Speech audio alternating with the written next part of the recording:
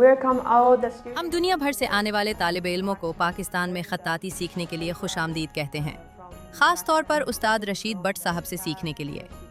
Rashid but صاحب ایک نہایت شفیق انسان ہیں۔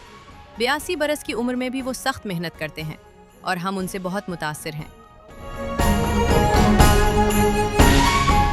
جو چائنیز ہیں یہ دوسرے ملک سے آئے ہوئے ہیں، تو میری خواہش ہے کہ وہ پاکستانیوں کے بارے میں اور پاکستان کے بارے میں ایک اچھا امپیکٹ لے کے جائیں واپس۔ اور یہ مطلب بالکل آپ سمجھ لیں کہ استاد کو روحانی باپ کا درجہ دیتے ہیں۔ یہ فن جو ہے، اللہ کا نام لکھ رہا ہوں تو میں، اور اچانک اگر وہ میرے ذہن میں آ جائے کہ وہ مجھے دیکھ بھی رہا ہے تو اس سے بڑا سرور زندگی میں، دنیا میں کہیں بھی نہیں ملتا۔ ٹھیک ہے، وہ ہم سے کوئی معاوضہ نہیں لیتے بلکہ اپنا علم بالکل مفت بانٹتے ہیں۔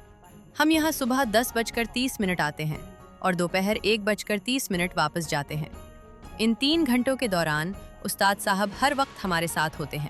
اس وقت یہاں 7 چینی طالب علم موجود ہیں، جن میں سے 2 پرانے طالب علم کوفی اور نسخ سیکھ رہے ہیں، جبکہ ہم نئے ہیں۔